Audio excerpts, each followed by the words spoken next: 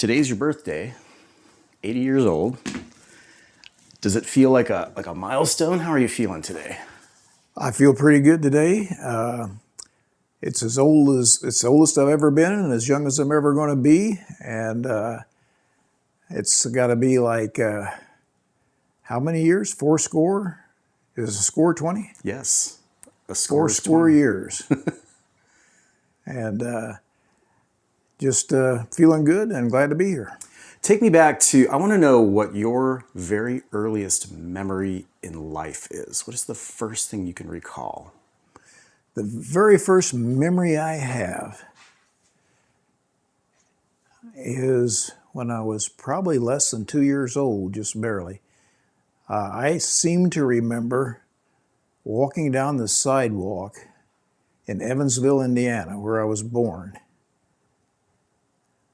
and seeing the cars parked alongside the street, and I seem to remember seeing a boat with the hull slightly discolored.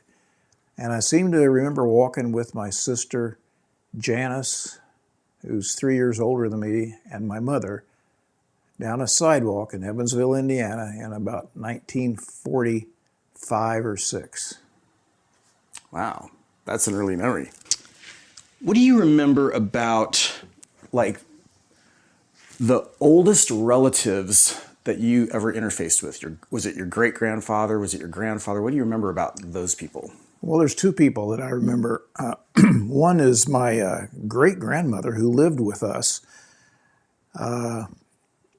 when she was widowed fairly early. And when she was about 75 years old, she moved in with our family. We had 5 kids. And she had her own room in the house that we lived in on south of town in Paoli. She was pretty much blind from cataracts.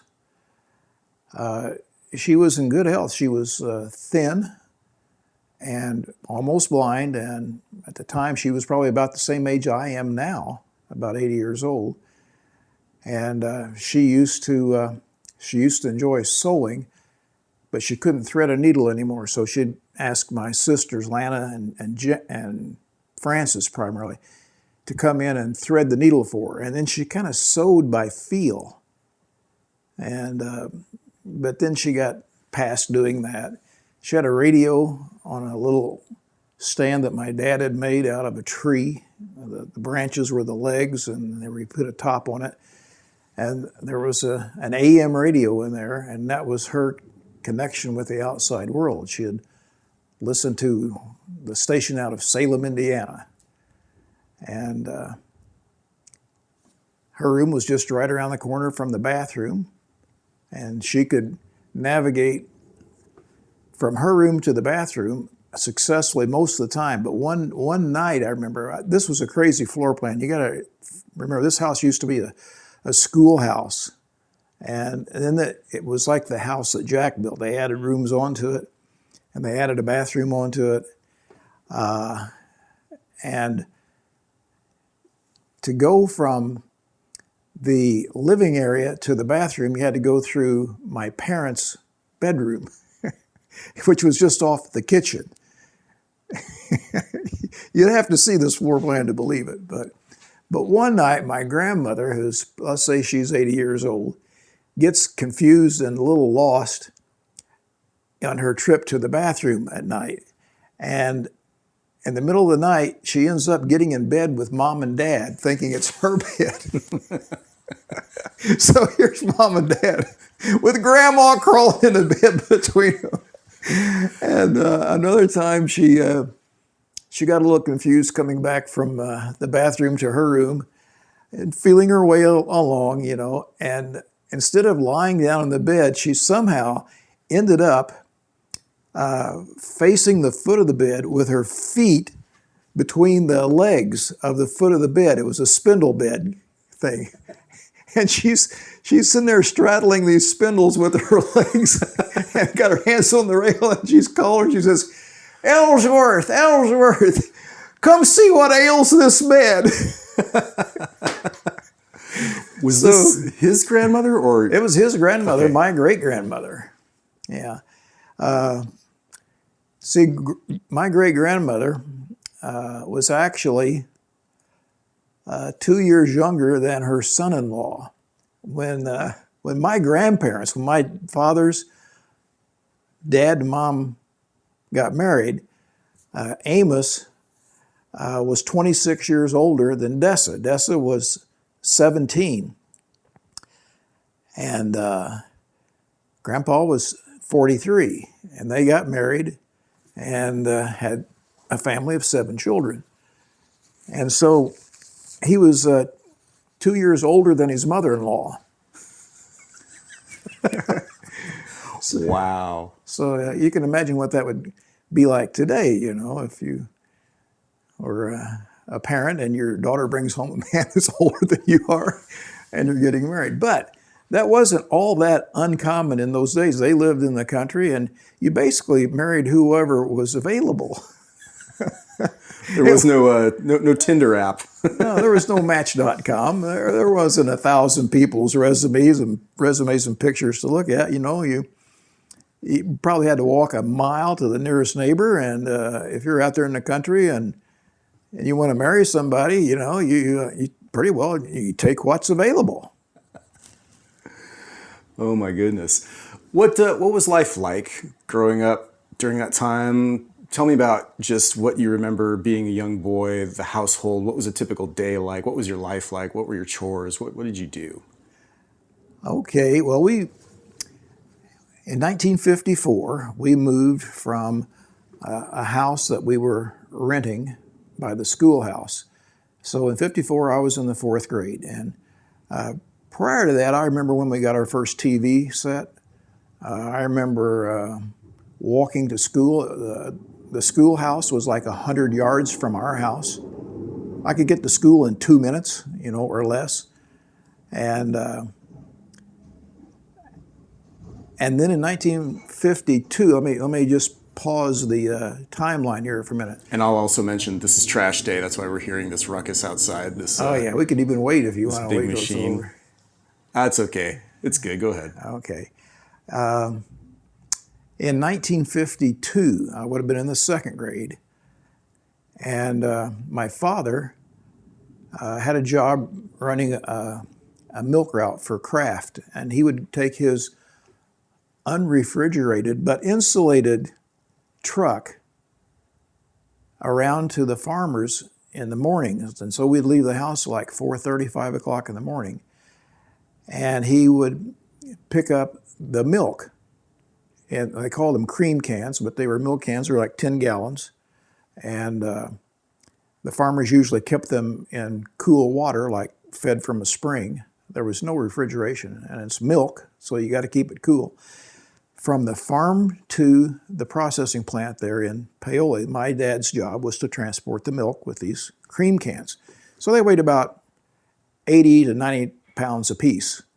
And I remember my dad was kind of a big guy, and he'd take one in each hand, and he'd whip it up with one hand up on the top rack of this truck that he had, and he'd take the other hand and put it up there. So he was quite buff from doing all that kind of work. And he was done by noon because he started about 4 in the morning. So by noon, he had the milk into the creamery and got his cans back, washed them out, and cleaned up and prepared for the next day's work. So he was done by noon, had some time left over. So in the time that was left over, he worked at a salvage yard because during the war, before he joined the Navy, he worked at the Evansville shipyard. He learned how to weld and use a cutting torch and work with metal. And so he took a job that in the afternoons going out to Eureka Sales and Salvage, Spanish word meaning I found it. And the man who ran the business was Fred Wiesman, who was also the minister at the Church of Christ where we were members. And so Dad was working on cutting up an old car when he picked up the gas tank from it to throw it over into a pile with some other scrap. And there was an ember from the cutting torch that had somehow was still smoldering. And a gas tank is more dangerous with no gas, but fumes in it, than it is with just gas in it. At any rate, my father picked this thing up to throw it over in the pile, and it blew up in his hands, in his face, and caught his body on fire. It was in the wintertime. It was in February, I think. And he dropped to the ground in the snow and knew not to run. And so Fred Weisman, the owner of the salvage yard and the minister where we went to church, saw this whole thing happen, and he came running out and beat the flames off my dad. My dad was down and rolled on the ground, and Fred was rolling him in the snow and beating him with hands, trying to beat the flames out. And he burned his hands pretty severely. He had third-degree burns on his hands. My dad had ended up with third-degree burns over 50% of his body. His clothes were gone. He was naked when the ambulance got there, and he was in shock. And when the ambulance came, he wanted to ride up in the front seat with them. He said, "Oh, I don't have to get in the back. No, I'll ride up here with you boys." But then, he got to the hospital, and he was in shock, and he was in pain. And they didn't know what to do with him in those days for burns. I mean, they didn't have a burn unit there at the hospital. And Keith Hammond, who was our family doctor, who delivered my brothers and sisters, and knew my family, didn't recognize my dad. And they didn't know what to do with him, and so they began to give him morphine to ease the pain. And I don't know what they did as far as dressing the wounds, or whether they did or didn't do that. But there's a picture, and you may have access to it, that'll show him with a full beard, because he obviously couldn't shave. So he ended up with 50% of his body in third-degree burns. And they just kind of waited a day or two to see what was going to happen. They were waiting for him to die, because they didn't think he would survive. But he did. He survived, and they put him in an ambulance, and they took him down to the Veterans Hospital in Louisville, and he was in the hospital for 11 months. He had skin grafts in his neck. They took skin off of his butt, put it on his neck. It didn't work the first time, so they took some more off the other side, tried it again, and that one time it worked. He was in a brace, chrome and leather brace, and his head was like this, and he couldn't move his head for several weeks. And my mom used to drive us down. It's about an hour's drive, about 50 miles to Louisville. And she used to drive us down to the Veterans Hospital, and she would park in the parking lot so that we were close to the window. Dad was on the second or third floor. And they would roll him over to the window, and he could look out, and he could see us, and he could wave at us. So that happened in 1952. And after that, he sold his truck, and he sold his milk route, and he bought a house on South 37 from Terry Wheeler, who was later to become my boss at Wheeler Brothers Texaco, where I worked in high school, pumping gas, working in a gas station. So we bought that house, and we moved out there, and it was on 5 acres. It had a barn that you could keep a couple of cows in. It had a pig pen. You could keep a couple of pigs in it. And it had a chicken house. And we kept chickens, and we always had a milk cow where we got our milk. And then Dad would have her bred in the spring, and she would deliver. Or is it the other way around? I think he had her bred in the fall, and she had the calf in the spring, and then the calf would get up to about 500 or 600 pounds and would be butchered, and that would be our meat for the winter. We had a freezer in the basement of this house that was an old ice cream freezer with a top loader where they come up and you reach in and you scoop it out from the top like that. And I remember he bought that freezer for $35, and so when you had the calf butchered, it dressed out about 50%. So if you had a 600-pound calf, you get 300 pounds of meat. And it would come wrapped in butcher paper, and you would put it in the freezer and have meat for the winter. The pigs, we would butcher the pigs, and they would just hang by their hooves. They were skinned and intestines all out, and it would be hanging on a hook in the basement, and it would be rubbed down with salt, and there'd be flies all over it.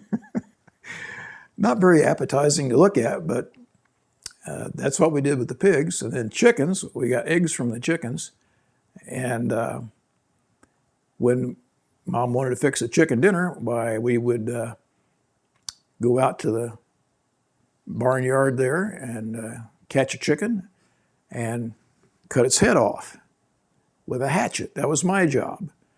And I kind of streamlined this job a little bit. I got myself a board about this long and about 6 or 8 inches wide, and I drove 2 great big, like 10-penny nails side by side. And with a chicken, you can hypnotize a chicken. Did you know that? I've heard this. You get the chicken and you befriend the chicken, and you roll the chicken over on its back in your arms, and then you take your finger and you point your finger right down at its beak till its eyes cross like that. And you just hold it there, and then you very slowly bring your finger back that way, and the chicken has got his feet up in the air, and he's on his back. And so you got him, and then you take him and you lay him down on that board, and you stretch his neck out between those 2 nails, and then you got the hatchet over here behind you, and you reach up and you go, yuck! And if you're good, you sever the head in one shot.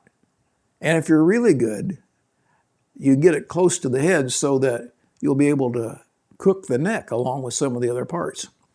And then when the head's off, you take it by the feet and you throw it down the hill, and it flops. It just goes crazy, and the head is over here and the beak's going like that, but the chicken is still, its muscles are still working. So the chicken bleeds out, you go down, you get the chicken. And Mom, meanwhile, has on the stove that we had in the basement, we didn't have a hot water heater, we didn't have hot water, but we had a stove there that you could put a bucket on top of it and you could heat the water up, which my mom would do. She'd have the water boiling. Then you bring the chicken, and with its legs, you dip the feathers down into the boiling water. That gives off a horrible odor, smell of wet, hot chicken feathers. I can almost smell it now thinking about it. But you douse it a few times, and then you just start plucking the feathers. And then when you get all the feathers plucked off, my mom would take a candle or a match or something, and then you would singe the hairs left on the carcass. And then she would take the carcass in and she would cut it up. And so we would have 1 chicken for dinner, and there were 5 kids and 3 adults, so that's 8 people. Well, the way she had it figured out, there was 8 parts to the chicken. And the prize parts were the drumsticks. The kids always wanted a drum. So if you'd been a good boy, you might get a drumstick. And then the breast came after that. And then the dark meat next to the legs, and then 2 wings. And the neck, if you hadn't cut it too short, then you could have the neck of the chicken, or a little bit of meat on the neck of the chicken. My dad would actually eat the gizzard. Chickens don't have stomachs like we do. They have gizzards. Gnarly things. Anyway, nothing went to waste, and I didn't realize it at the time, but we were pretty poor. But everybody around us was pretty poor, so we had linoleum floors in our house, and we had a car, and we had a garden, and we grew corn, tomatoes, potatoes, turnips, you name it. And the garden was really our lifeline. My mom would can the vegetables and canned fruits. We had peach trees. We had a patch on the other side of the house that was our strawberry patch, and in the spring we had strawberries. So, and we went out in the fields and picked blackberries, blueberries, whatever. And my mom would can that. And we were living pretty close to the bone, but nobody knew it. We always had plenty to eat. We weren't really on a farm like, a big production farm with cattle and that. But we had enough to get by on. And my dad worked 6 days a week in French Lick, Indiana, which was 6 miles away, as a tractor mechanic. And he prided himself in his engine building skills. A farmer might bring his tractor in and it might need to have, let's say, rings put in. Maybe it was burning oil and it's time to re-ring it, get the valves ground, whatever. But my dad would start to work on that tractor and he'd have it torn down and the pistons out in his hand when they were still too hot to hold. He could tear an engine down blindfolded, and he could do it in short order. And they sent him to school on how to fix the power takeoff units and the transmissions and the rear ends. And so he knew more than just the engine. He knew the whole tractor, and he could fix anything on any tractor in Orange County, and had quite the reputation. The last year that he did that was 1963. And that's the year we sold the house and the 5 acres and moved north to Greencastle, Indiana. And my dad was working 6 days a week, and he made $50 a week. He worked 8 to 10 hours a day, 6 days a week. He was off on Sunday. He was also an elder in the church, and he taught Sunday school every Sunday. We went to church every Sunday morning, every Sunday night, and every Wednesday night for Wednesday night Bible study. And he tithed. So $5 of that $50 went into the church. And with the remaining $45, he fed a family of a total of 8 people, and that was quite a feat. I have a great admiration for my father. And my mother, because she had to put up with him. He was a bit of a stubborn man, so. Hold that thought 1 second. I have to reset this camera just because it shuts off every so often here. Okay. You just get the reset button going on this one. Yeah, good. I'll put that one in. This one will go for an hour so I can still see that one. Yeah, so tell me about your mom. What's your mom like? Mom was very musically inclined. She loved to sing. Everybody in her family played an instrument of some kind. And Mom could play the piano by ear. She never had a lesson in her life. She couldn't read music. But she could listen to a song on the radio, a popular song. And we didn't have a piano where we lived in that little house. But sometimes we'd go to somebody else's house that had a piano. And she would sit down, and after listening to a song on the radio, she'd start banging out some chords, and she'd start humming this, that, and the other. And the first thing you know, she would play that song. And she could play just about any song that she'd ever heard. So, very talented woman, and went to church all the time. And in the church where we went, which was the Church of Christ, it's non-instrumental, a cappella only. And usually the men, there was never a man around who could sing tenor. A lot of guys could sing bass, but they couldn't sing tenor. So I remember my mom, she and some of the other people that liked singing, they would be called upon to go sing at funerals. This was her gig, was usually a funeral. And they would sing old gospel songs like I'll Fly Away. And so my mom would sometimes have to teach some of the men the tenor part. So she would say, now, sing along with me. Here's what we're going to do. We're going to do this. And so it's like that Johnny Cash song, you know. Daddy sang bass, Mama sang tenor. Me and little brother would join right in there. So, by the way, I didn't get any of my mother's musical ability. Zip! None. Got passed straight to Jeff. Yeah. My sons, they're kind of musical. My brother Dan, he can carry a tune. I cannot carry a tune. I can't recognize a tune. They all sound the same to me. That's just the way my dad was too. He was tone deaf. I got that part of the gene, the tone deaf gene. The other part about my mom was she loved to laugh. She had such an easy laugh about her. She'd laugh at anything. So my brother and I, you know, we used to love to make her laugh. We would just be silly, and she'd get just as silly as you were and laugh. And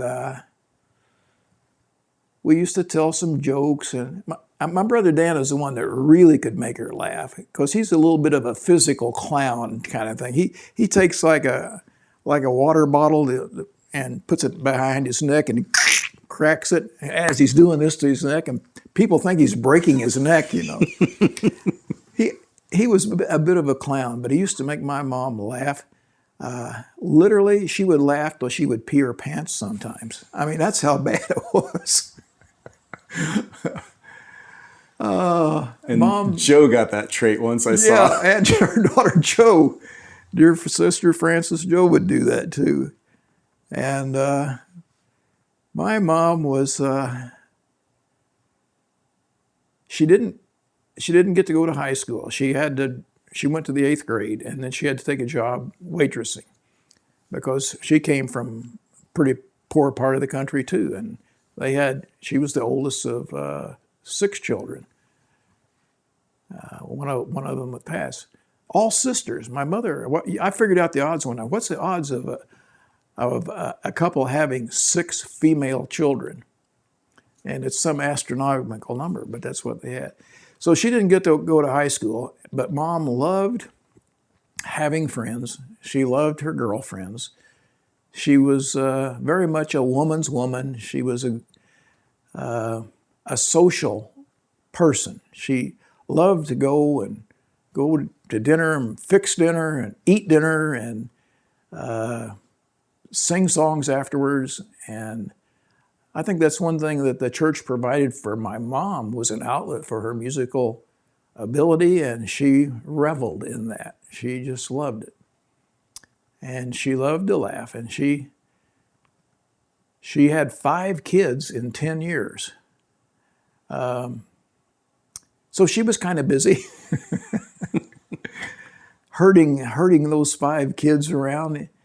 But she always found time to march us down to the local photography shop, the Olin Mills studio, and arrange us in stair steps so that we would have something to show our children in the future. And today you may have some of those films of her and her kids taken down and put a necktie on and look happy. So that was my mom. Here. That's great. Mom was, she was a great mom. She had a rough way of it.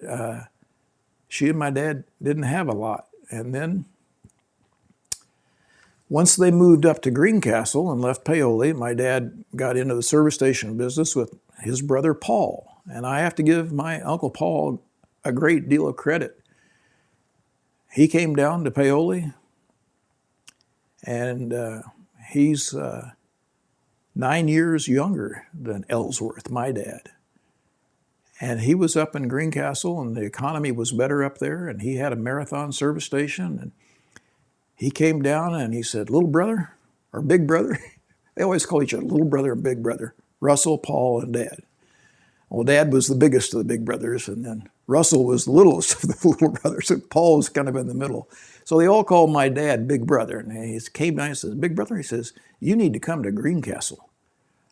I got a service station up there, and there's another one for sale on the other side of town. And between you and me, we could clean up in that town. And he told him how much money he was making. And it was like 10 times the money my dad was making. And my dad couldn't believe it. And Paul said, well, believe it. And so he talked my dad into selling the farm we had there, the land, moving 100 miles north to a strange city we'd never been in before, Greencastle, Indiana. And I went with him. I went with him because I had just finished my freshman year at Purdue. I managed to put enough money together in high school working at this Wheeler Brothers Texaco station to pay for my first year of college at Purdue up in Lafayette, Indiana. And when I finished, I kind of got sick that summer. And I was working 2 jobs, but I spent all the money that I saved that summer on hospital bills.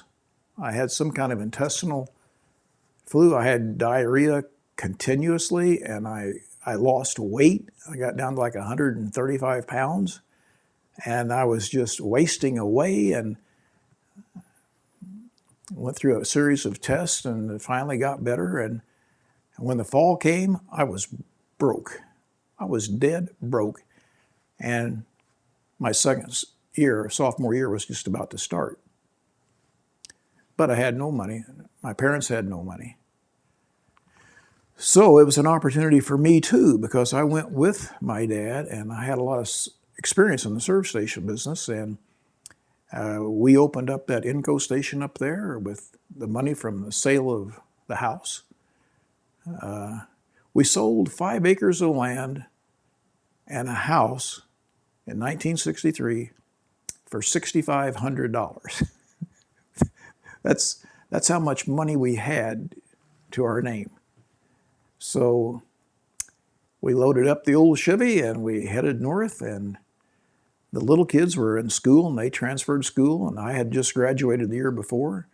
And so I worked with my dad during that year. And my dad was very successful at it. And once the kids got grown and Dad and Mom were left, they were in pretty good shape financially. They had done very well for themselves. So they began to go to Florida in the wintertime. And then at age 62, my mom got cancer and died, all within about a 3 to 4 month period from being diagnosed. And so your question, I know I've rambled, but your question was, tell me about your mom. Well, my mom died young. She died at 62. And I can't tell you about those last few months when I saw her because I'll start crying.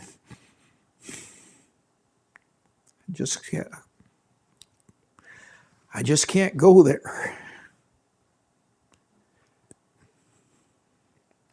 Because here's a woman who worked so hard her whole life. And she never got to enjoy it.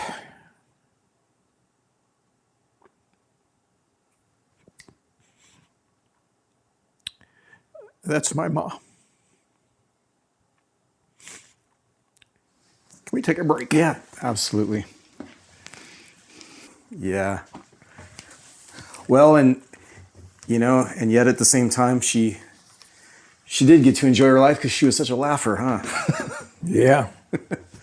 Let me go back a little bit to when your dad was injured and it took a long time for him to recover. When he finally got out of that, was he able to do physically was he back to 100% in terms of He what was never back to 100%. He never had the stamina. He never had the strength that he once had. He didn't have the endurance that he once had. It just took a pretty tough toll on his body. But he was very strong. He was so very strong before that. He was in shape, and he was healthy, and he was 6 feet tall and 200 pounds. And so even though he might have only been at 50% after that, he was still 90% of what the average man was. I mean, he was a bit of a bull. My brother Dan and I tell a story about when he was at Greencastle and that service station. We had a pickup truck, and he was still working on engines, and sometimes he had to take the engine block over across the other side of town to the machine shop to have it bored out and the heads milled and all this kind of stuff, valves ground. And you know how much an engine block on a V8 built in the 1950s weighs? In excess of 200 pounds, probably. And so Dad, he once, we have this vision of him because we both saw it happen. He reached down and picked up a block in each hand. Each one weighed about 200 pounds. And Ellsworth grunted a little bit and said, and he waddled over and put them both in the back of the pickup truck by himself. He was a bit of a bull. His fingers were twice as big around as mine. I mean, he's the kind of guy when you go to shake his hand, you lose your hand in his hand, and he grabs it, and you feel like, I hope he doesn't hurt me. And so he was not the most sensitive person in the world. He was more of a bull.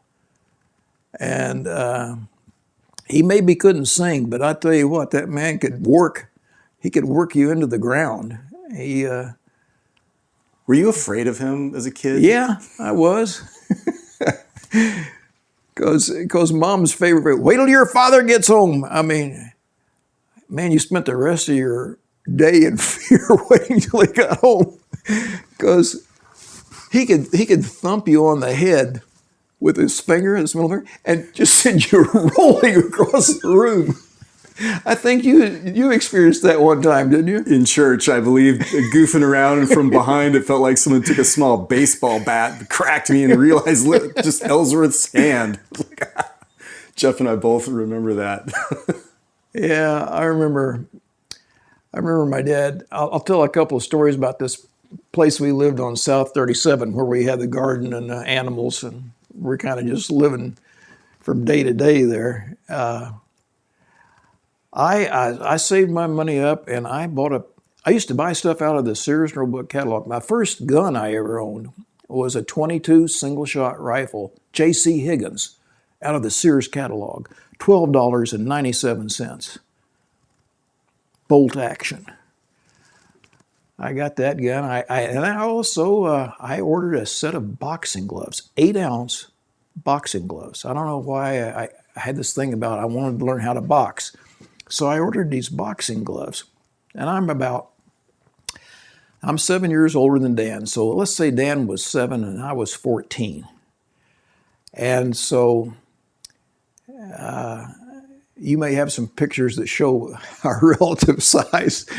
He was kind of a small kid, believe it or not, in those days. Now, he's 6'2" and weighs 250 pounds, so I don't mess with him anymore. But at the time, I thought I'd teach him how to box.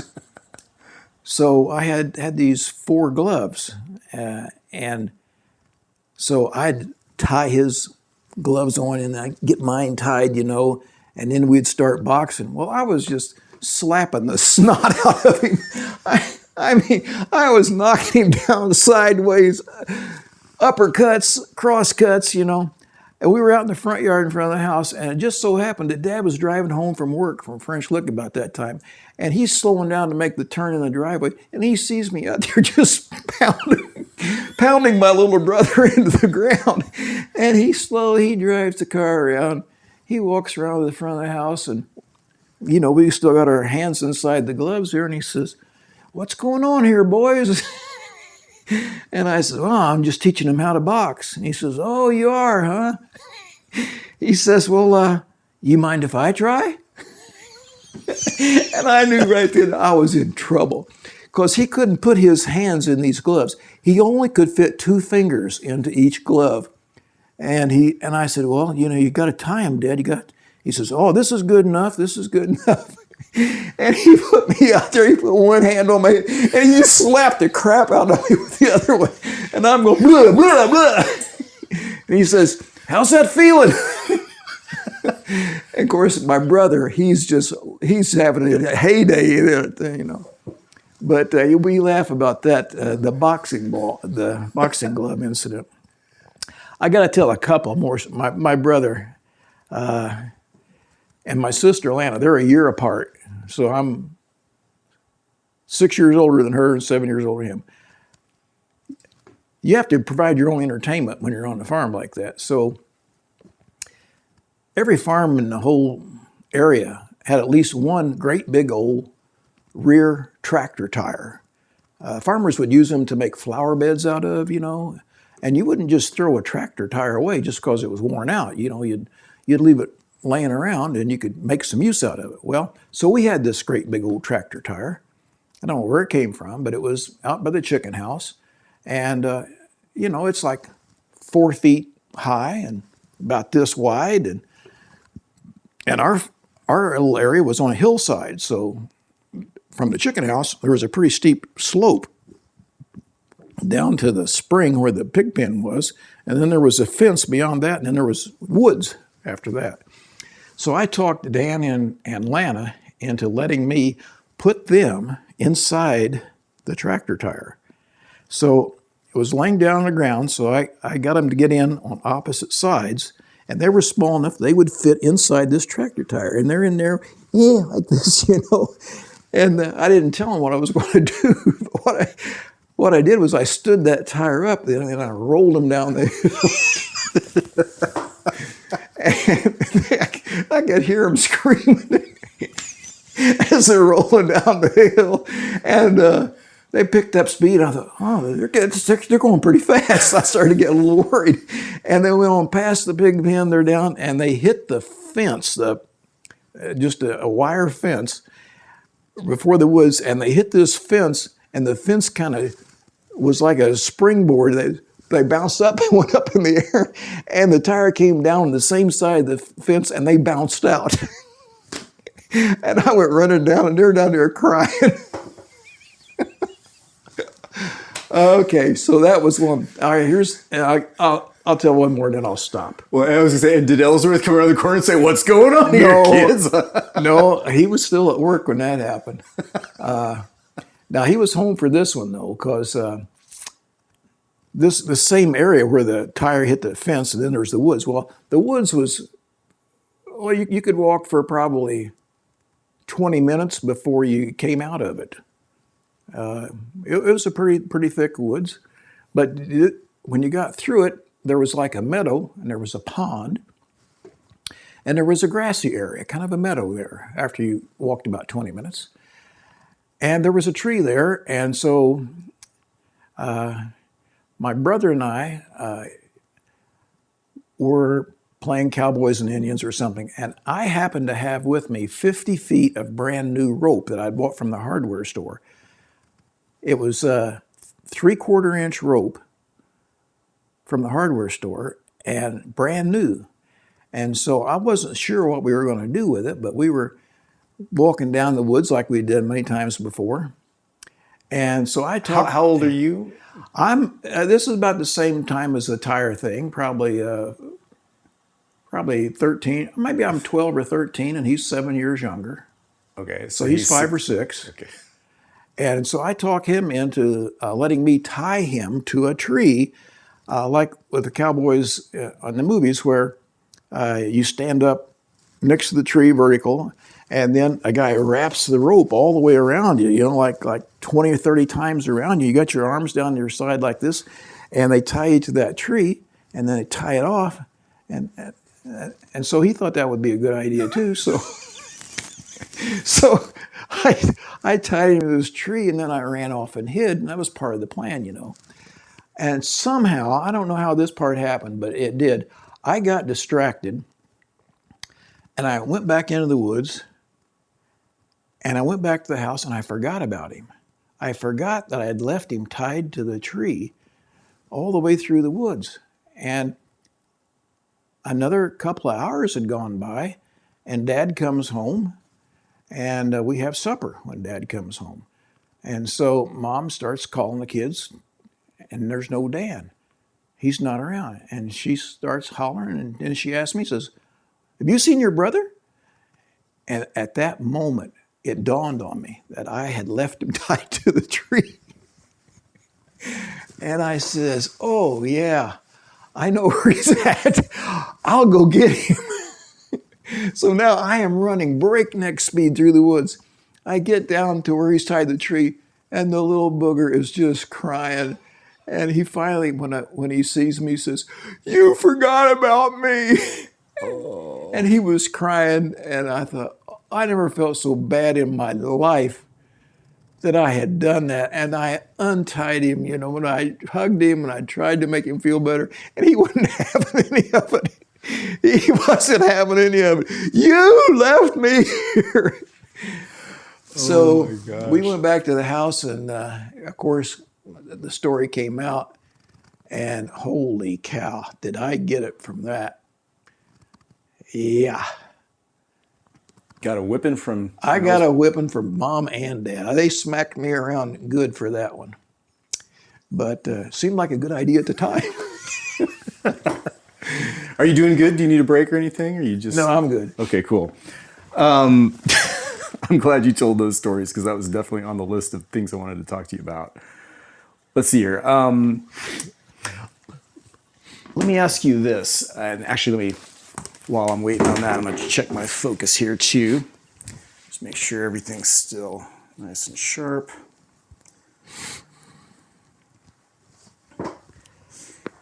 Yeah, go ahead and get situated there, and I'm going to refocus on the hair real quick. Good. That's good. And that's good. Actually, let me double check this one here.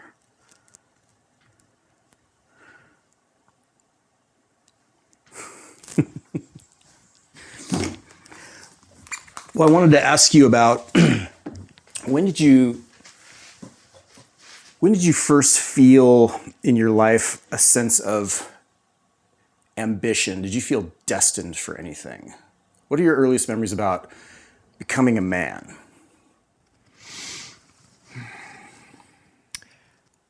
Well, when I was a boy and people used to ask me, "What are you going to be when you grow up?"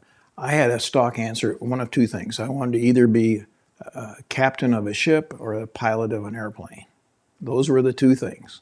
I didn't care which one. I wanted to do that. That's what I was going to do from, at least that's what I told people I wanted to be from the time earliest I can remember right up through high school. And my first sense of ambition came when I was a sophomore in high school. Prior to being 16 years of age, I worked on the various farms in the rural area of Orange County, putting up hay. That's what you did when you were an adolescent. When you were a teenager, you put up hay. You could make $1 an hour putting up hay. You could work 8 to 10 hours a day. And it was hard work, but it was good work. And my cousins, I was fortunate. I had Jack and Jerome Murphy. Uncle Ray is 2 years older than my dad.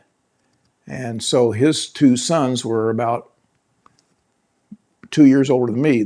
One was 2 years older, one was 1 year older. They were 11 months apart, Jack and Jerome. They went through school together in the same grade. They both graduated in 1960. And they were my best friends growing up south of town. They had a little sister, Rita Ann. And if Rita ever gets to hear this, hi, Rita. At the time, she was a pest. She was a girl, and it was a boy's world. And she was a little girl. So we never gave her the time of day.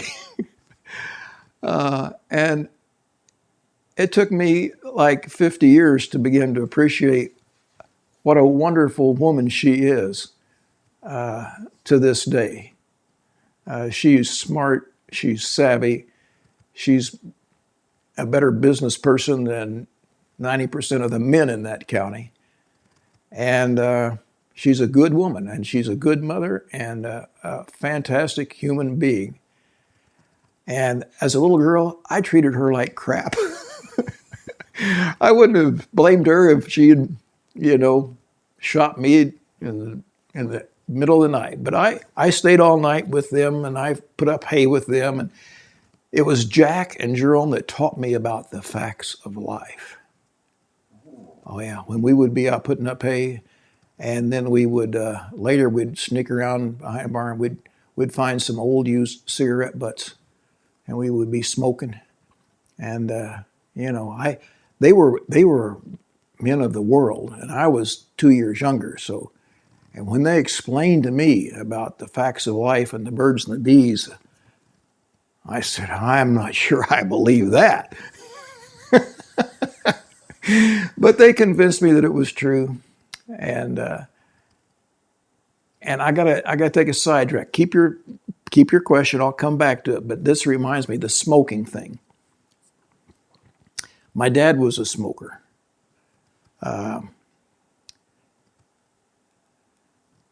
everybody tries smoking. You tried smoking. I tried smoking. Everybody tries smoking. Well, so I had my older cousins, and so we were all three in that stage. We're 12 years old, and we're trying the smoking thing, And this story will stick with me the rest of my life. We didn't have the opportunity to go out and buy cigarettes, so we had to resort to stealing cigarettes from our parents.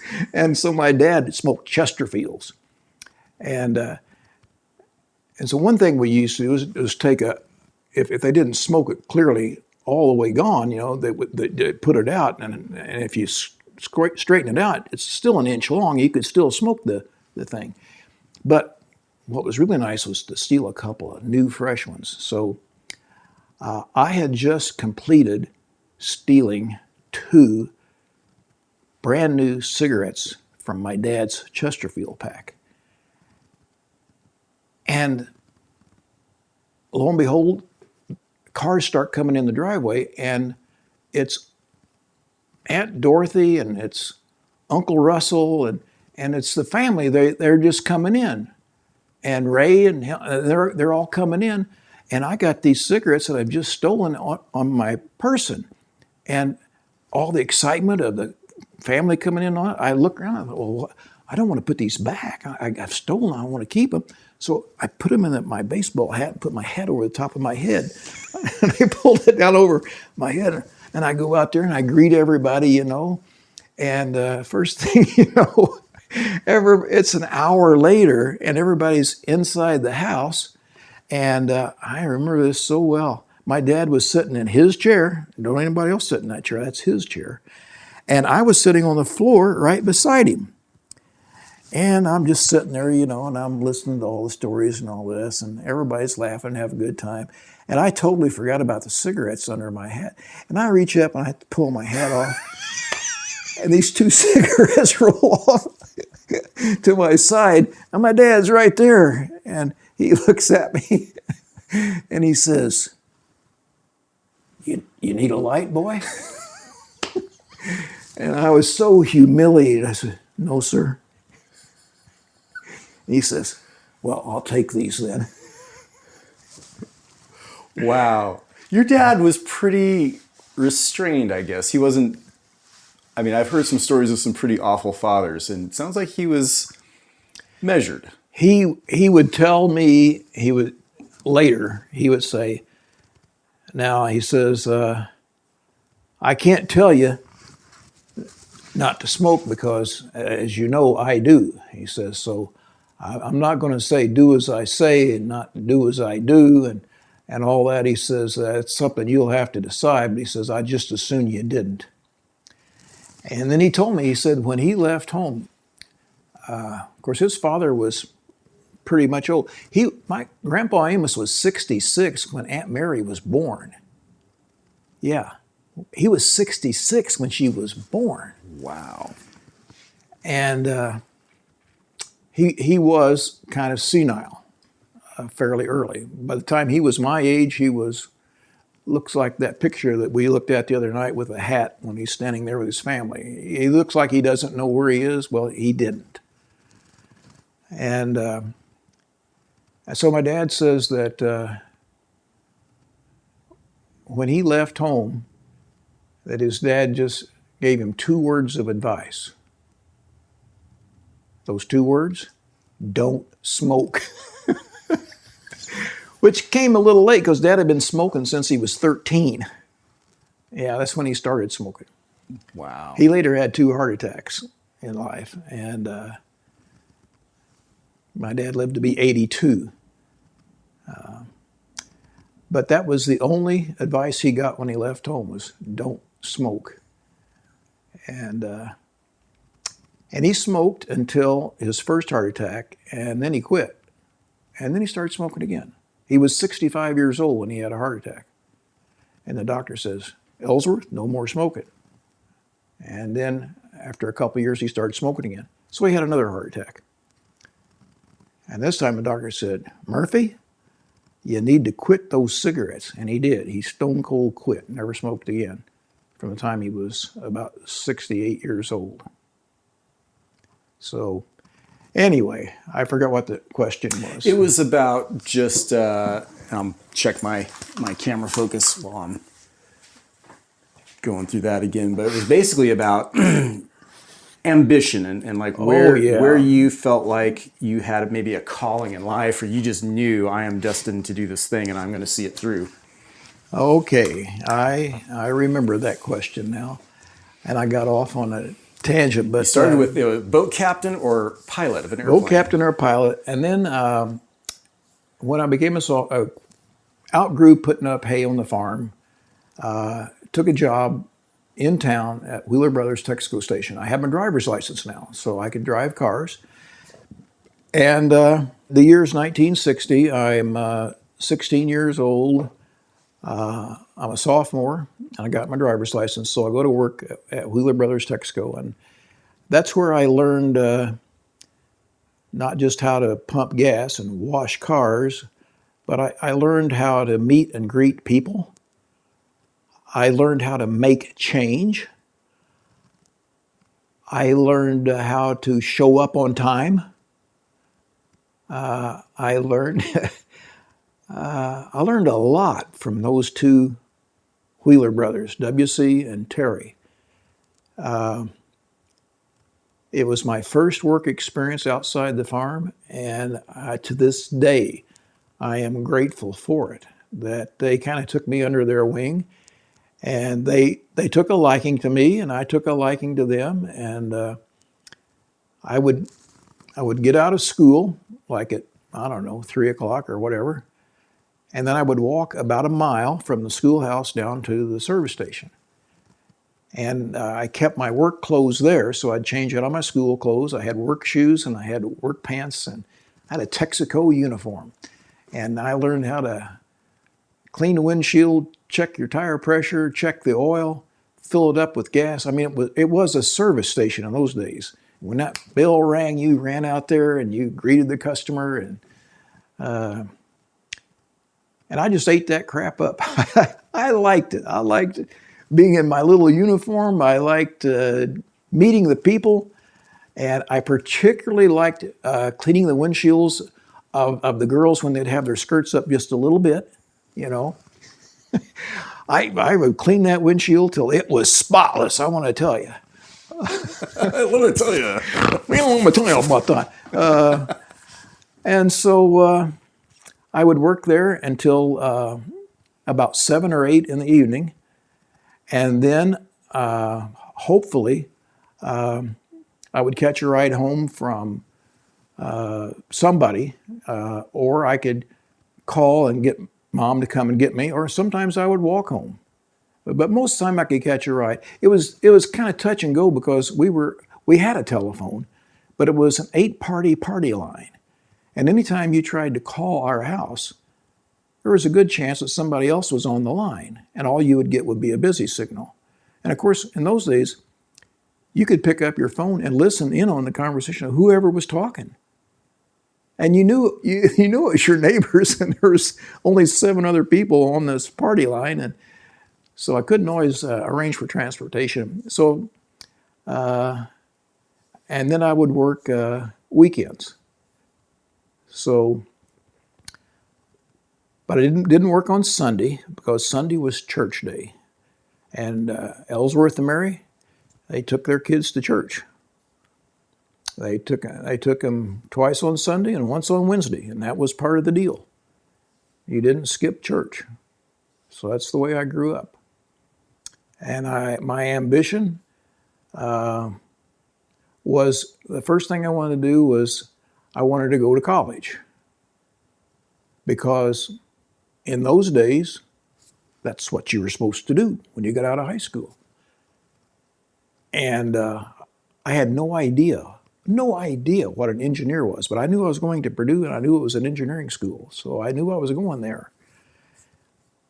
And once I got there, it was mandatory to take ROTC because Purdue is a land grant college, and you had to take 2 years of Army or Navy or Air Force ROTC.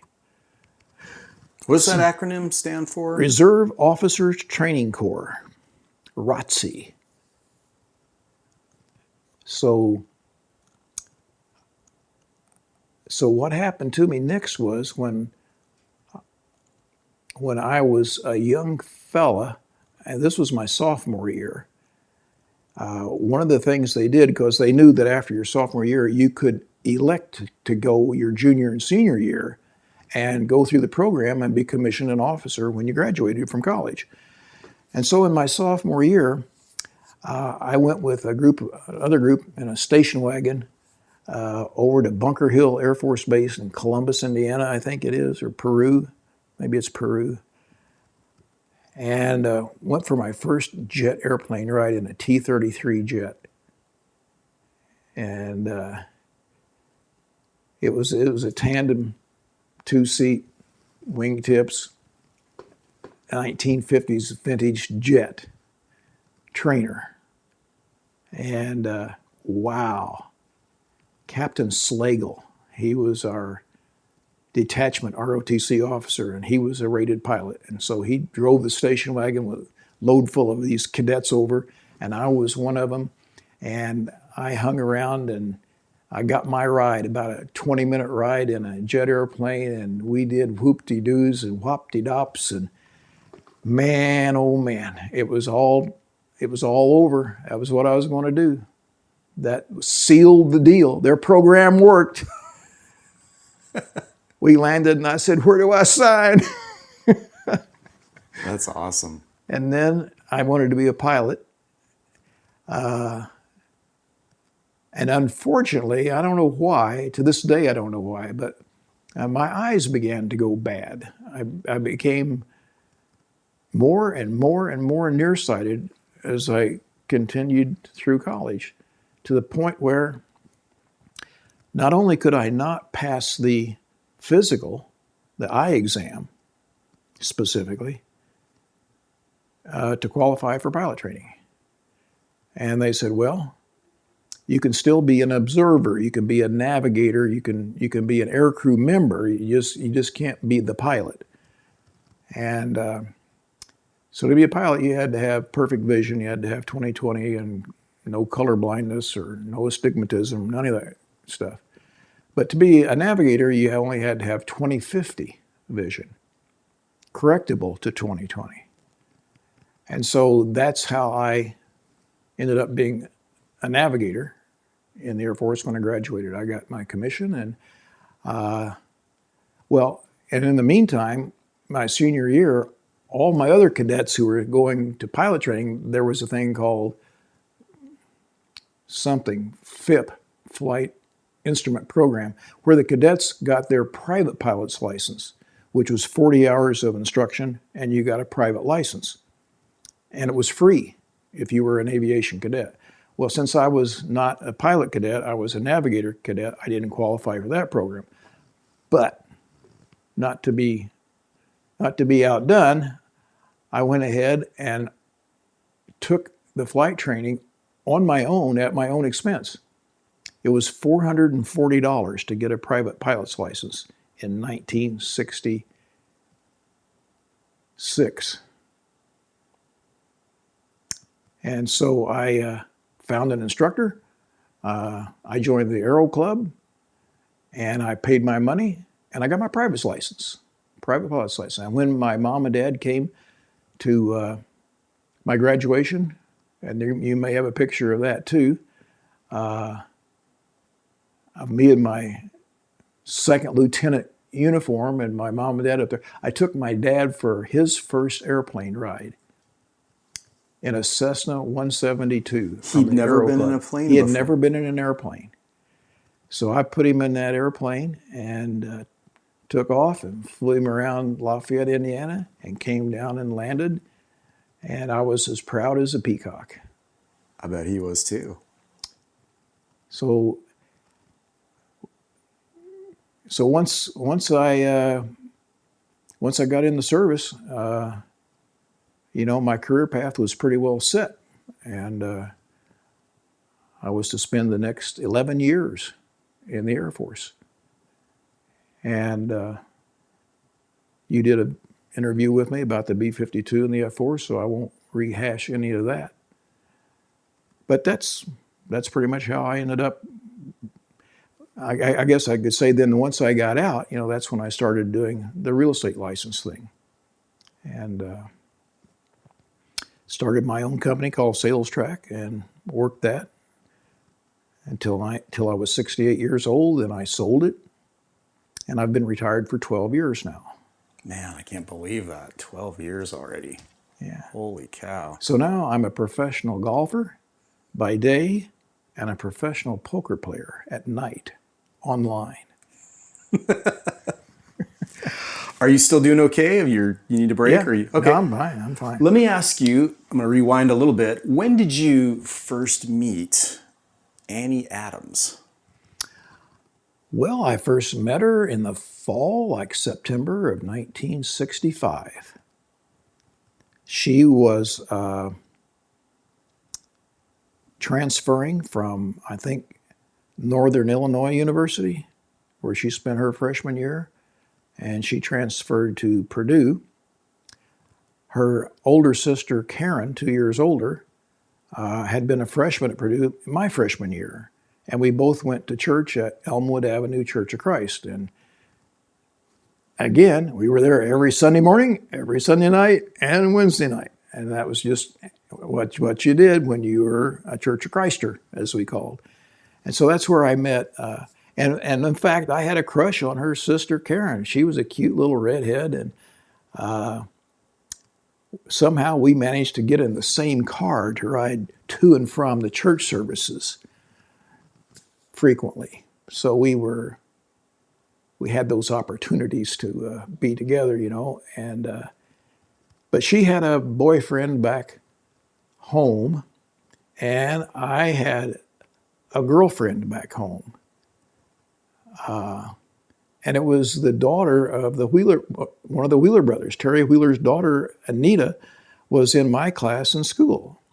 And so we went to the prom together, and we were dating steady, and we were engaged to be married that summer. And then she went to Florida, where her parents had moved to, and she went to it's Gainesville. What's Florida school? Is that Florida State or whatever? It's Gainesville. And we kind of went our separate ways after that. She was on her career path to be an artist and a teacher, and I was on mine. And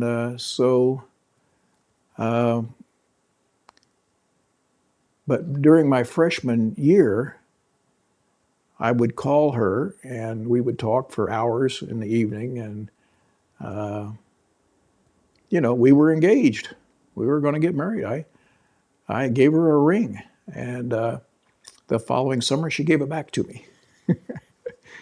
So, Why was she not interested anymore? well, I think she was a lot smarter than I was, because I if I had stayed in Paoli and we had gotten married, I don't think I would have ever graduated from college, and I don't think she would have either. And I think she would have been home barefoot and pregnant. And I'm not saying that that's a bad thing. I'm just saying that she had aspirations to be a professional woman, I think. She was a great piano player. She was an artiste. She loved art and music and theater and ballet and that sort of thing. And I don't think she saw that happening if she was married to a country bumpkin from Paoli who, would probably grow up and die there. So in retrospect, I think it was for the best. At the time, I was kind of heartbroken, but unfortunately, she passed away in like 1999. She was 55 years old, and she had a brain tumor. And but she has a daughter who, interestingly, lived in Las Vegas for many years, was a dancer. And up until just earlier in 2023, last year, she was gainfully employed as one of the directors of the Nevada Ballet Theater, or at the Smith Center of the Performing Arts. Quite an accomplishment. And then I just learned recently that she and her husband divorced, and she moved back to Paoli, where she went to high school and where she grew up. Anita's daughter, Shannon. And so she's back in Paoli, and we're friends on Facebook, so I talk to her I've never talked to her, take that back, but we communicate occasionally on Facebook. And she recently found some of her mother's old pictures, and of course there was some of me in there, and so she sent me some of them. And one was of me climbing up a palm tree. And so Shannon asked me, she says, well, what in the world were you doing climbing that palm tree? Because it looked like it was way up there, you know. And I said, your mother had that effect on me.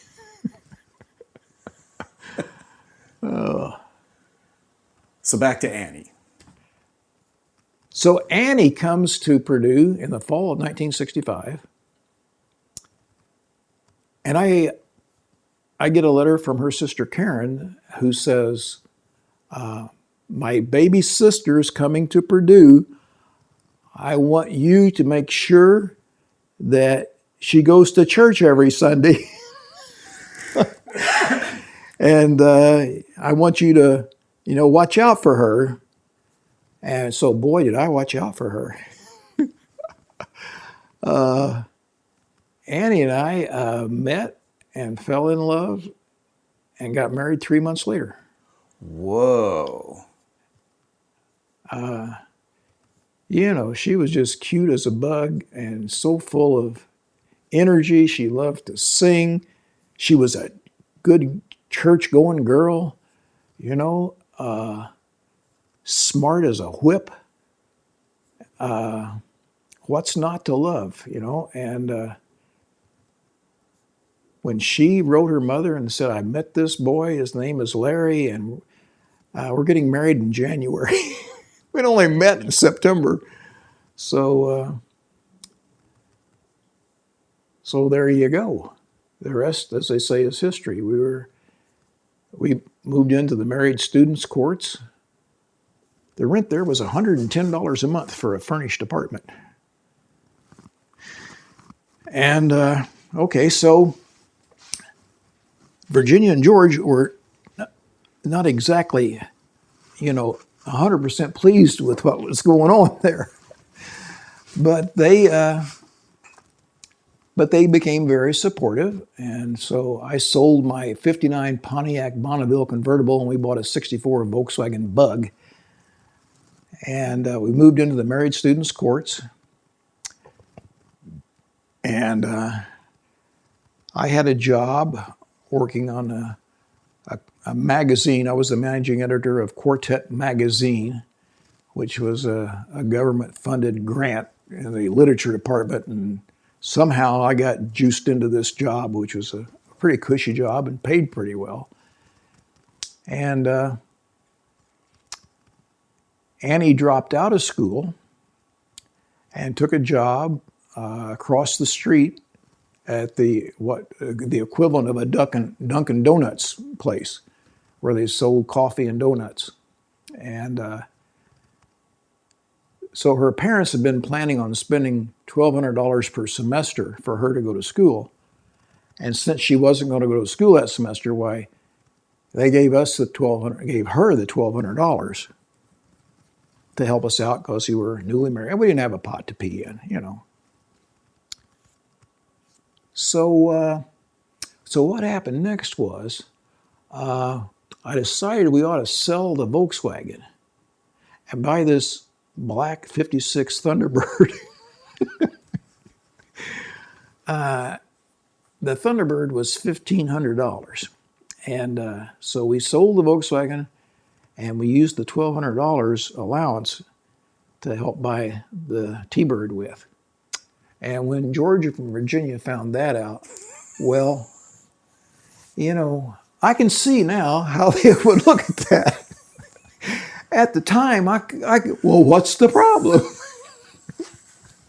I'm just taking your daughter's college money and buying a hot rod car. What's Yeah, the big what's deal? wrong with that, you know?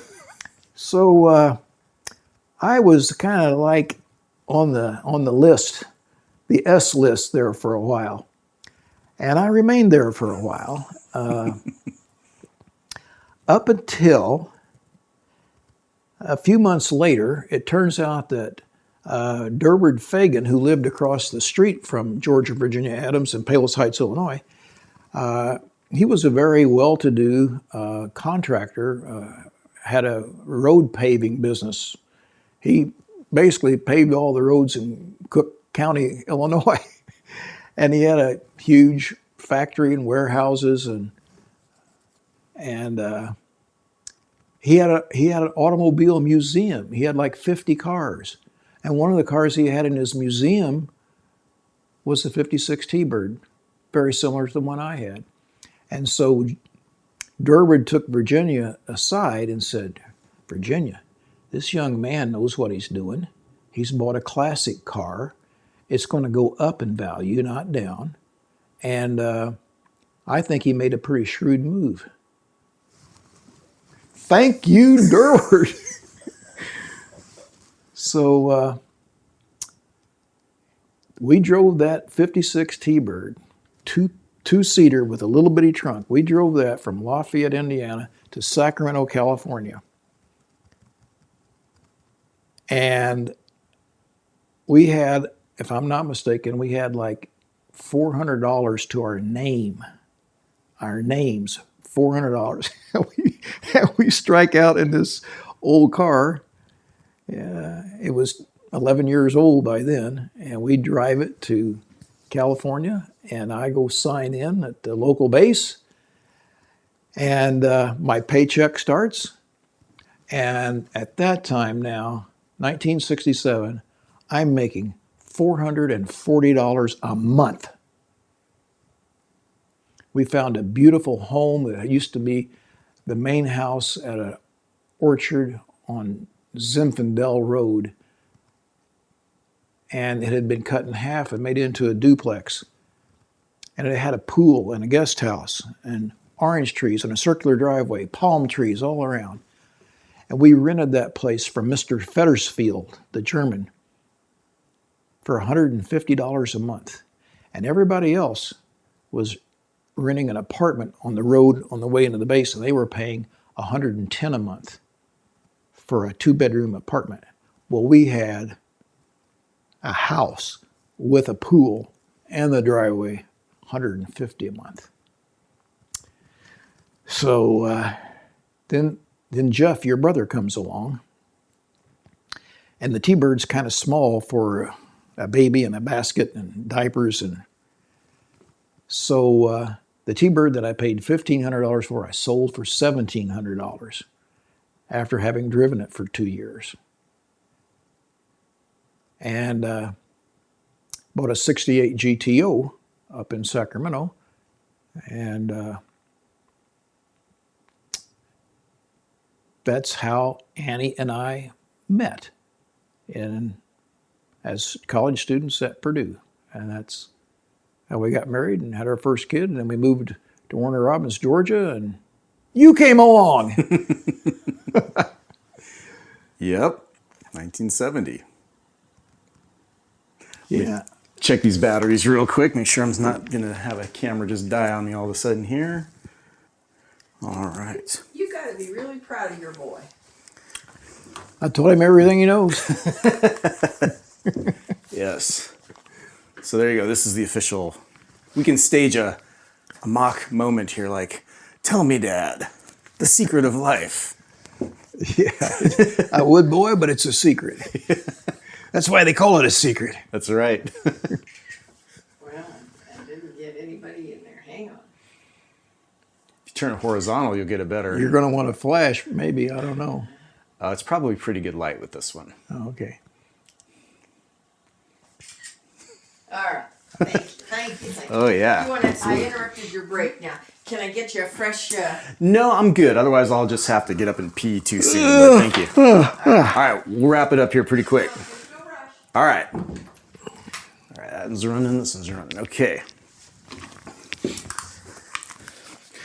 So let me see. I think maybe from here, just I want to tell you something I admire about you that I have taken, notice of, is that you're 80 years old.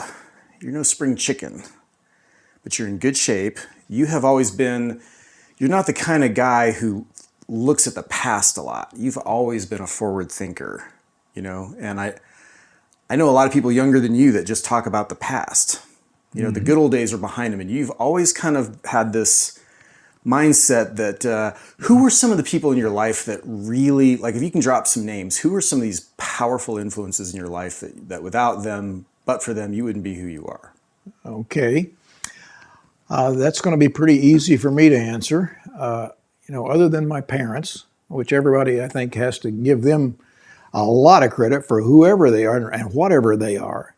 But if you're lucky, along the way, you meet some people that make a difference in your life. For me, starting out, I think it was the Wheeler brothers that taught me how to do. They taught me how to do, how to handle situations. And I gained a confidence from that. I felt like when the day came that they felt comfortable walking away from the service station and going fishing, and they left me in charge. And I'm 17, 18 years old.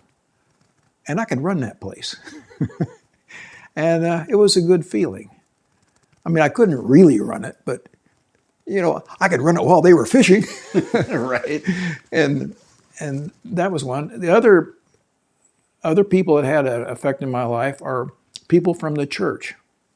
I met some great people going to that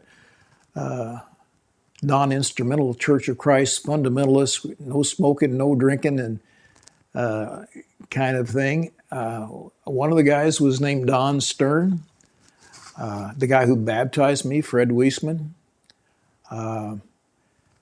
When I got to Purdue, there were a couple of professors there that worked with the college classes. Dr. Samuel Postlewaite from West Virginia, and there was Bill and Ramona Ferris, who was the guy that married Annie and me. He conducted our wedding ceremony. He was an elder in the church there. A lot of good people in the church helped me develop confidence, and I think helped keep me on track. and helped me meet my goals. Once I was in the Air Force, I had the good fortune to work for some great officers. I would have to say that my Black Sheep Squadron Commander, Colonel Don Hobart, was one of those guys. And his executive officer, Colonel Raudenbush,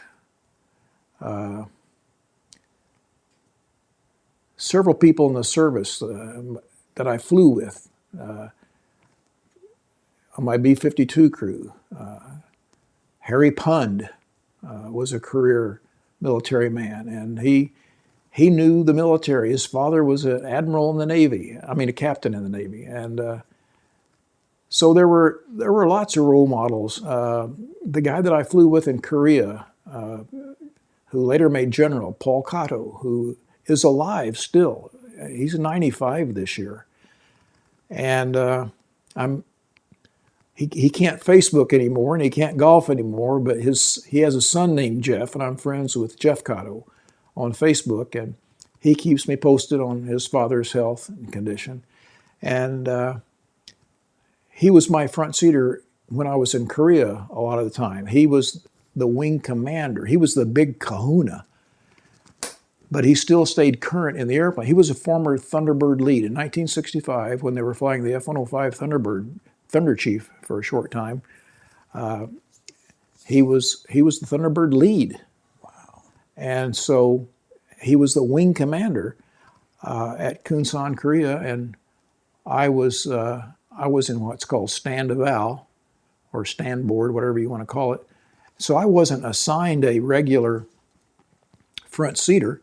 I flew with anybody who needed a check ride. And so whenever the colonel, later to be General Kauttu, whenever the colonel wanted to go somewhere, like cross country or to Japan or something like that, why, he'd call me up and say, "Hey Murph, we're going to Japan tomorrow. Pack your bags." And we'd go over there and we would play golf. During the day, we'd play poker at night. and we would, I remember I wanted to impress him so badly because the F4 had controls in the front seat and the back seat. And so you could land it from the back seat. And the Navy version didn't have that. The Navy guys, they didn't have stick and throttles. All they had was the big old radar scope in the J model. But I was in the D model. And so the colonel would let me fly the airplane. I remember I wanted to impress him so badly of what a good stick I was, you know. And we had some time left over. We were coming back, and he says, "Well, we got about 10 minutes just to kill here." He says, "Here, take it. Do whatever you want." And I thought, okay. So I had been listening to some guys in the bar the night or two before, and they were talking about how to do a rudder roll. Well, I didn't know how to do a rudder roll. I didn't even know what a rudder roll was, but essentially you load the airplane up, you pull a stick back, you get some G's on it, and you start to turn in one direction with ailerons, and then you just jump all over the rudder with the opposite, and you flip that airplane over really fast. It's a great way to change your direction. If you want to do a left 270, you can do that with a rudder roll.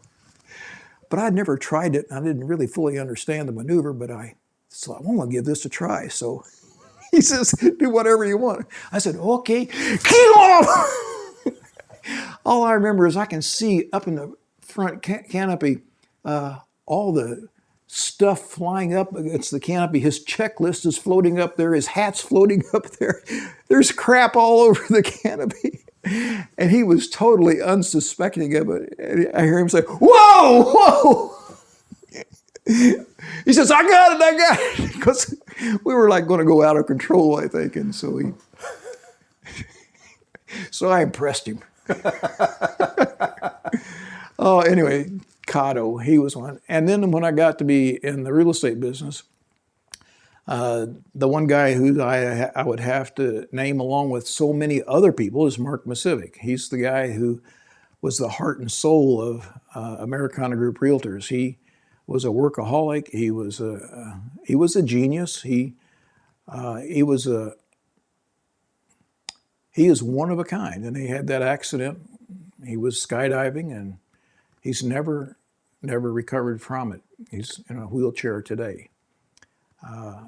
But I would have to say that in my post-military career, the guy that influenced me the most would be Mark Miscevic. Do you feel fulfilled? Do you feel like your life has been full? Yes. I feel like, in gamblers' parlance, I'm playing with the house's money now. Anything over 80 years is just bonus. It's gravy. If I die tomorrow or the next day, I'm not going to feel gypped. I'm not going to feel shortchanged. My view on death has changed dramatically in the last few years, to the point where I not only do I not fear the end, I don't fear death, I don't fear dying. In a sincere way, I kind of look forward to it, because as you get older, you do develop aches and pains, and you can't do what you used to do, and it's frustrating sometimes, and you can't remember everything. And I enjoy going to bed at night. I like the idea of laying it down after I've been up all day doing stuff. I like the idea of rest and going to bed. And so in life, I've worked over the years, and like you build your business, you work your business, you work your plan, and you plan your business, and there comes a time when you finally retire, and it's kind of awkward when you first retire, because you think, well, I should be doing something. I got to do something besides walk the dog. There's got to be more to life. And then you realize, no, there doesn't have to be more to life. You've done it already. You've been there. You got the T-shirt. You paid your dues. Now it's time to relax. It's time to sleep in. It's time to take joy and pride in whatever your hobby is instead of your job. And when it's over and it's time to lay it down, I'm going to be glad. This is going to sound a little weird, but the worst thing that I can imagine is not dying. Can you imagine? Think about it. What if you had to live forever? What if you never died? What if you had to go on doing what you're doing forever? That's a terrifying thought to me. I'm so glad that I'm going to be able to stop and lay it down and not have to get up and hurt and ache and watch myself deteriorate and degenerate, which is inevitable. Nobody lives forever. We all die. Everybody wants to die and go to heaven, but nobody wants to leave right now. I don't want to quit right now. But in the last few years, I've come to feel quite different about the end time of my life, and I just hope I can do it gracefully and peacefully and not be in a lot of pain. I feel for the people who suffer before they die, and I think all you can hope for, as Kenny Rogers says, is to die in your sleep. And when that day comes, I'm going to be ready to lay it down and give it up and let it go. Fair enough. Let me ask you one last question. Describe for me what you would think, looking back on your life so far, what was a dark moment, a moment where you felt the most hopeless, the most distraught, and then how did you overcome that? Well, I can think of 2 or 3 moments when I felt really low. One would be in 2008, there was a financial crash in this country.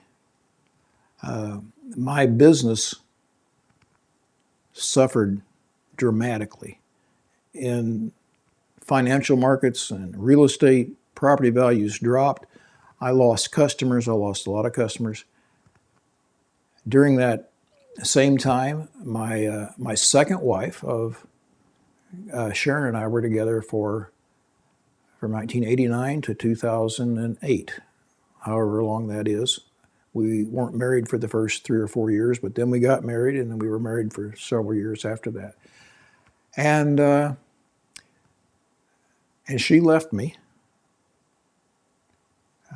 during a very stressful financial time, and it was very emotionally distressful to me too. There had been, still was, we had a big age difference. I was 20 years or more older than she was, and it was her decision. So I was left with a house and house payments and expenses and business going down the tubes, and the woman that I'd been with for the last 20 years left me. Probably for good reason. I can't blame her entirely. It takes two to tangle. It takes two to mess up. The next one would be in about 2012.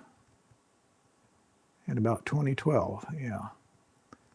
That's when I got divorced from my third wife, Madge. We were only married about 3 years. And I knew after 1 year it wasn't going to last. But I tried to make it last. And in the end, I couldn't salvage it. So I left her.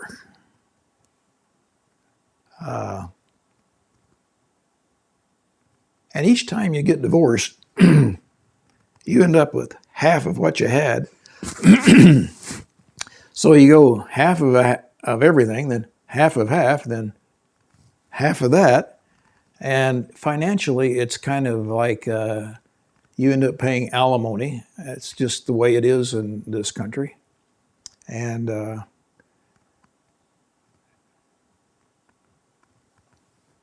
And that was pretty depressing, just to have a third marriage. I felt like a failure. Like, what's wrong with me? Why am I 3 times divorced? How did this happen? Well, it happened as a result of all the cumulative decisions that I had made up until that point. And it wasn't anybody else's fault. It's not their fault, you know. I take full responsibility. And so anyway, that was kind of low when my last marriage failed. And again, it was financially, it was a blow. But it's just like when you fall off of a horse, you got to get back on. And so, so Christy and I have been together for 12 years now, and we're still not married. And that's probably for financial reasons as much as anything. She still has health insurance from her previous spouse who passed away in 2011. And if she got married, she would lose that and have to start all over. And so we agreed that, a piece of paper doesn't really guarantee anything, and that if we were happy with it, that we could live together without the benefit of marriage, which runs contrary to everything that I ever learned or believed or knew as that 16-year-old boy in Indiana going to church 3 times a week. So sometimes the world doesn't turn out to be exactly like you thought it would be. And so to all my friends and descendants and who might be watching this, if I could say anything to you, I would say, don't be surprised if things that you plan for don't work out, because it doesn't always work that way. And that's okay. What really matters is if you are able to solve problems and continue and keep your positive attitude and do the best you can, you will deal with the failures. You will have some successes. And you have to learn to roll with the punches and have confidence that you're a good person and that you're trying to do the right thing, and not everybody else in the world is going to agree with you. You can't make everybody else in the world happy. If you're one of those people that can make yourself happy and at the same time be a blessing to the people that are around you, then you will have had a successful life. That's about as simple as I can say it. That's a great way to say it. Any other parting words of wisdom that you want to memorialize forever on video for the world to see? No, I don't want to risk boring people. I will just say a thing or two that, as an older person, that I never thought I would hear myself saying these kinds of words, but I think I would have to say, to be and maintain, well, first of all, you know what the definition of a pessimist is? Someone who sees the glass half empty? No, it's an optimist with experience. I would say to you, experience is what allows you to recognize a mistake when you make it again. That's what experience is. Experience is not only the best teacher, it's the most expensive teacher. So I wish for my descendants who, I don't know how old you're going to be or if you're ever going to hear what I've had to say. I don't know if you'll be a young kid or if you'll be an old woman or an old man. But I would say that the experience that you have is going to be up to you. Abraham Lincoln or somebody said, most people are about as happy as they make up their minds they want to be. So don't feel like you are the victim. You're on the receiving end of what everybody else is doing to you. You have to know, or you have to convince yourself that you are honorable and that you have integrity and that you believe in the positive, in the good side of things. And you have to do this in a world that has so much tragedy going on every day. For example, there's a war going on in this country right now. The year is 2024. The war is in the Middle East. We're involved in it. Before that, we were involved in the world wars in Iraq. 2001, September 9th, 9/11. You know, we've been in a war. We were in a war in Afghanistan for 20 years. We were at war in Korea in the 50s. And before that, after that, we were in Vietnam for 10 years. We were in World War II for 4.5 years. Then there was World War I. And there was the Spanish-American War. And there was the French and Indian War. There was War of 1812. War of 1812. Then there was the Revolutionary War. There was the Civil War. Civil War, 600,000 people died in the Civil War. 2 million in World War II, and that doesn't count the 6 million Jewish victims of the Holocaust. Okay, so boys and girls, this is the world we live in. We live in a world of war. And it's been this way since the beginning, whenever the beginning was. And I'm not sure when the beginning was. But I will tell you this, that we are a social animal, we are a tribal animal. And back when we were hunter-gatherers, we lived in tribes. We shared a cave with other people. And we trusted and we communicated with the people who were like us. They lived where we lived. They looked the way we looked. And they spoke the way we spoke. And we fought those who weren't like us. That is still true today. We kill people because they're not like us. If you want to read some real horror stories, open the Old Testament of the Bible up and read about what war was like for the children of Israel when they went in to take the land of Canaan that had been promised to Abraham and his son Isaac and his son Jacob. And when the time came to occupy the land of Canaan, Jericho is still a city today. Jericho had walls around it back then. Jericho is the longest continuously occupied city that we know of. The springs are still flowing there. The water is what made it a great spot. So when the children of Israel came in to occupy the land, the story is that the legend is that they walked around and blew their trumpets 7 times and the walls came tumbling down and there's a children's song. But what we don't celebrate is the fact that once the walls came tumbling down, the instructions from the Lord was to go in and kill every living human being and animal, except for the unmarried women. They were to be taken as sex slaves. You didn't have to kill them, but everybody else you had to kill.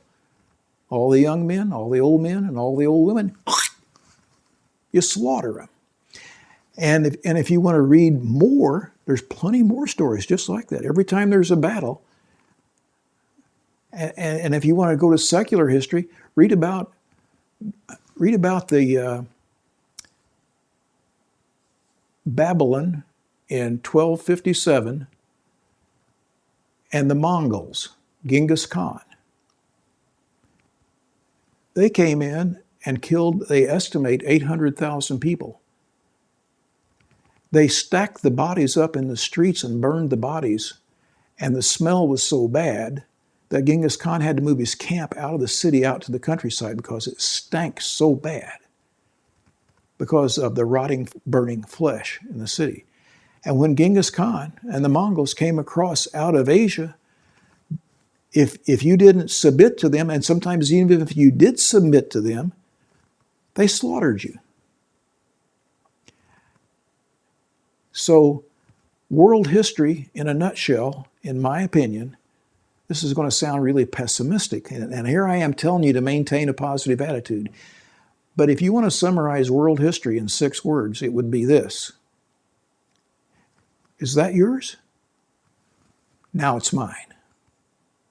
We've been fighting over land since history, recorded history, began.